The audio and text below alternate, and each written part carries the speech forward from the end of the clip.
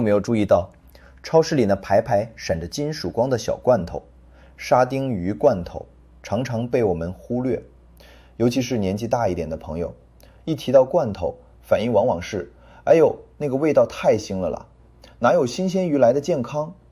罐头不就是没营养的加工品吗？但今天我想请您暂时放下这些意象，和我一起深入了解一个越来越多医生正在强调的饮食转变。原来对于我们65岁以上的长辈来说，沙丁鱼罐头不但不逊色于新鲜鱼，甚至在某些方面更胜一筹。为什么会有这样的说法？您可能会觉得奇怪。我们从小就被教导，要吃新鲜的，要远离罐头。鱼当然也是现杀现煮最好。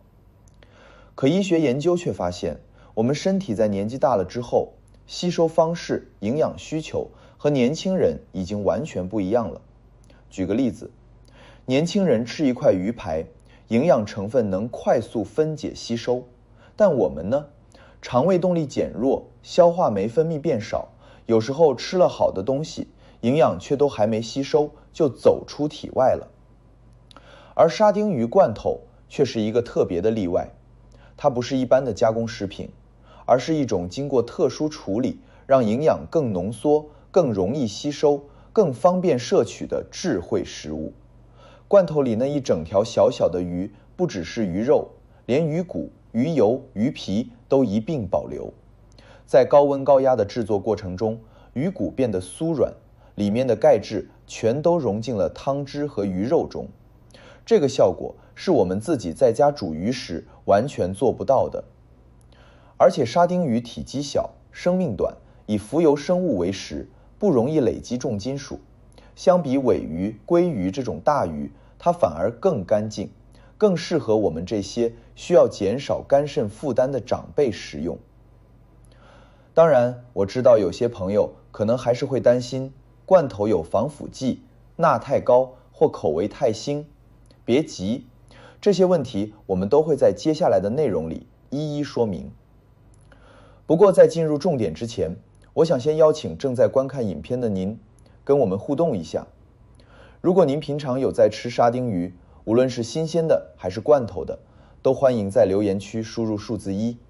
如果从来没吃过或还在观望中，请输入0。如果您曾经因为腥味、包装或价格而对沙丁鱼有所误解，也欢迎在留言区告诉我们您的想法。我会亲自看留言，并尽力回答您关心的问题。您的留言对我们是最宝贵的回馈，我们一起学习，一起变健康。好，回到正题，接下来我们就来看看，在新鲜沙丁鱼和罐头沙丁鱼之间，哪一个才更适合我们中老年人的身体？哪一个吃法才能真正吃进身体，补到重点？我们就从最关键的营养吸收开始说起。这个看起来毫不起眼的沙丁鱼罐头，为什么越来越多的医生、营养师反而推荐给老年人？真的能比新鲜鱼更好吗？首先，我们从最关心的部分开始，营养吸收率。吃鱼吃的不只是鲜美口感，最重要的是补充对身体有益的营养，比如欧米伽3脂肪酸，尤其是 DHA、EPA， 可以抗发炎、护血管、保脑力；钙质强化骨骼，维生素 D 帮助钙吸收，预防骨质疏松；蛋白质是修复肌肉、维持体力的重要原料；维生素 B12 有助神经传导与记忆力。你想想看，一般我们在吃新鲜鱼时，鱼骨是吃不下的，对吧？鱼皮带油我们也容易去掉，结果最精华的部分反而被浪费掉了。而沙丁鱼罐头就像是一个营养全集，它整条鱼都能吃下去，鱼骨变软，油脂浓缩，尤其是鱼油里的 DHA、EPA 含量非常高，而且不会被高温破坏得太严重。对于我们的关节、大脑、心脏来说，都是极大的补益。医学研究也发现，鱼油虽然好，但人工提炼的胶囊型鱼油吸收率并不比天然鱼油来得高。相反，天然食物中搭配的多种营养素，像钙加维生素 D、DHA 加蛋白质，在体内能形成协同作用，帮助彼此吸收，彼此增强效果。举个例子，如果你只补钙但缺乏维生素 D， 那这些钙质很可能只是走马观花，吃了进不去骨头。但沙丁鱼罐头里同时含有这两样，就像一块砖搭配了好工头，营养能真正盖起一栋房子。再来，从烹调便利的角度来说，新鲜鱼需要清洗、腌制、处理鱼刺，还得看当天市场有没有，价格贵不贵。做得不当还容易过油过咸，增加胆固醇或钠摄取。而沙丁鱼罐头开罐即食，方便安全，分量适中，携带方便，还能长期保存。特别是对于牙口不好、咀嚼不方便的长辈来说，沙丁鱼罐头里的鱼骨软烂入口，无骨刺风险，反而是更安全的选择。此外，还有一点常常被忽略的，罐头鱼能让我们稳定摄取营养。你想想，今天买不到新鲜鱼怎么办？懒得煮饭又如何？光靠外食，营养一定打折。但家里备个几罐沙丁鱼，配上白饭、稀饭、全麦吐司，轻轻松松就能吃得营养又均衡。这种可持续性对我们养生来说意义很大。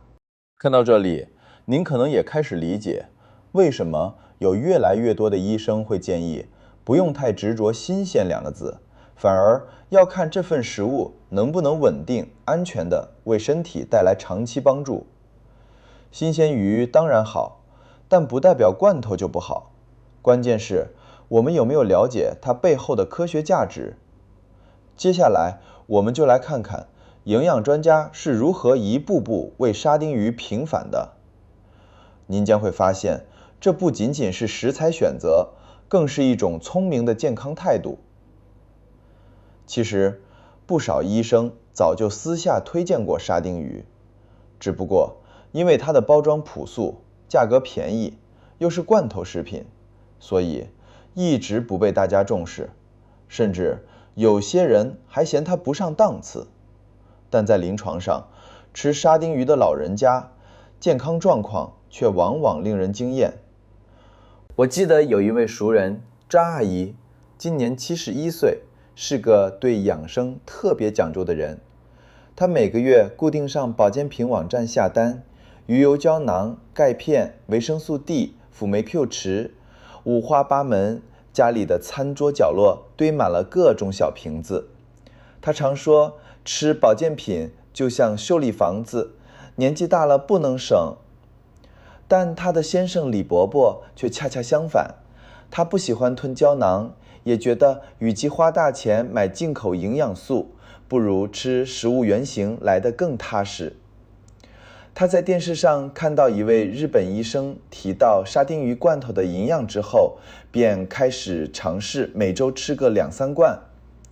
他说开起来方便，味道也还行，重点是不用清洗处理，比新鲜鱼简单太多。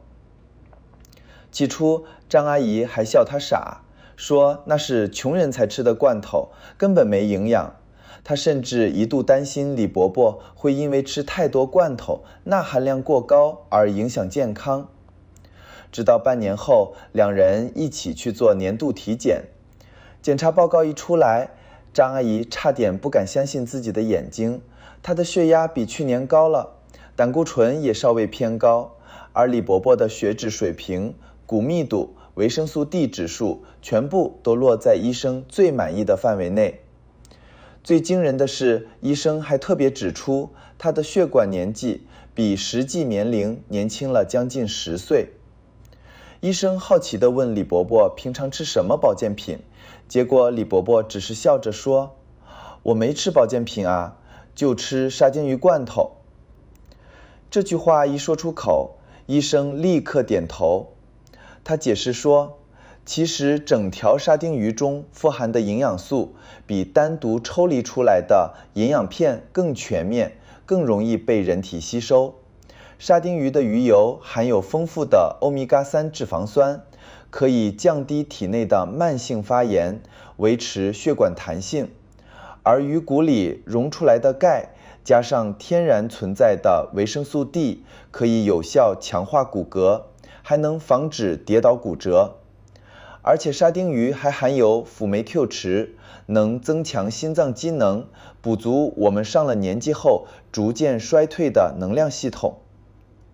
医生特别补充，很多人吃保健品总觉得吃得越多越好，但其实越是年纪大的长辈，肠胃吸收能力越弱，吃太多人工提炼的营养素，有时反而造成代谢负担。天然食物中的营养更温和，也更容易被身体识别和利用。张阿姨听完沉默了一会儿，回家后立刻改变了想法。她不再坚持每天吞一堆胶囊，而是主动和李伯伯一起加入罐头养生的行列。她还笑着跟我们说，我老公比我聪明多了，他早就吃对了。这段真实的经历给了我很深的感触。我们常常被价格、包装、广告吸引，却忽略了最质朴、最真实的营养来源。那些被我们嫌弃太便宜、太普通的食物，或许正是我们身体最需要的良药。其实医生说的一点都没错，沙丁鱼不仅是整合营养的典范，更是一种生活智慧的体现。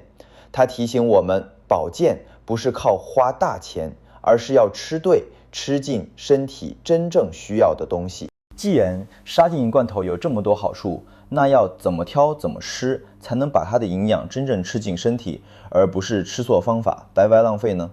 首先，挑选沙丁鱼罐头并不复杂，但有几个关键细节一定要留意。打开超市货架，您会发现沙丁鱼罐头的种类非常多，有的用番茄酱煮，有的加辣椒调味，还有橄榄油、葵花油、清水浸泡的各种版本。很多人选的时候都是凭感觉，但如果是为了健康，为了长辈的身体着想，我们就得更细心一点。医生建议优先选择用橄榄油或清水浸泡的原味沙丁鱼罐头。橄榄油本身就是对心血管有益的不饱和脂肪，可以帮助鱼肉里的脂溶性营养更稳定。而清水浸的版本则热量更低，口味更清淡，特别适合正在控制体重或血脂的朋友。而那些用番茄酱、辣酱调味的罐头，虽然吃起来味道重，比较下饭，但通常都含有较高的糖分、钠含量，反而容易增加血压、血糖波动。尤其是患有高血压或肾功能不佳的长辈，更要避免这些口味太重的版本。至于鱼的来源，优先选购来自大西洋沿岸国家，如西班牙、葡萄牙、法国等地生产的品牌，通常品质更稳定，加工工艺也更讲究。如果不方便辨别，也可以留意罐身上的无添加防腐剂或野生捕捞等标示。那么买回来之后该怎么吃呢？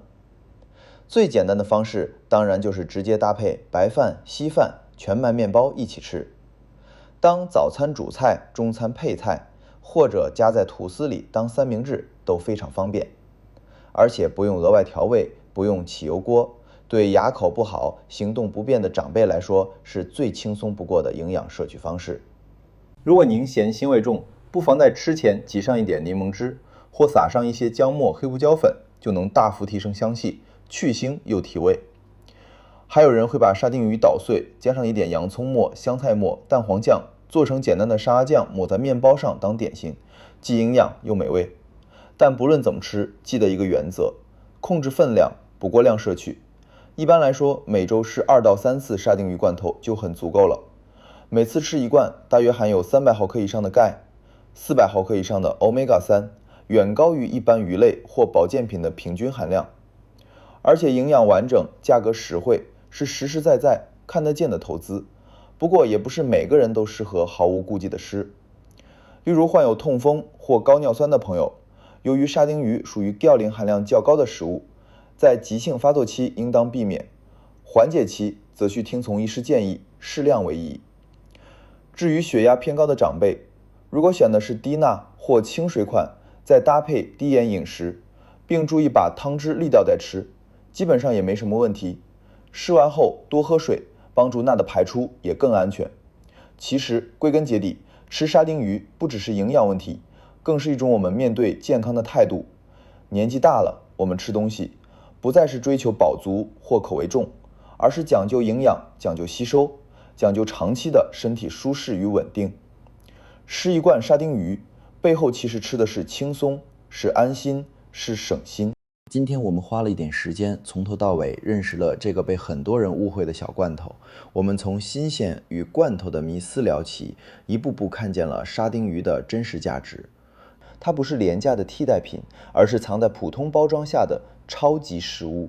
它不仅对心血管有帮助，也能强化骨头，稳定血糖，提升脑力，是我们走进老年生活后最需要的全方位营养来源之一。也许您过去不曾想过，为什么越来越多的医生建议年长者多吃小型深海鱼？为什么有些国家的老人家很少吃钙片，却依旧骨头强健，思路清晰？原来答案一直就在这里。沙丁鱼的魅力不在于它的名字响不响亮，而在于它能真实的帮助我们，不花冤枉钱，不做复杂准备，也能一步步慢慢把身体养好。所以我想邀请您从今天起，别再只看外表来判断食物的价值，别被包装、价格、印象左右了判断力。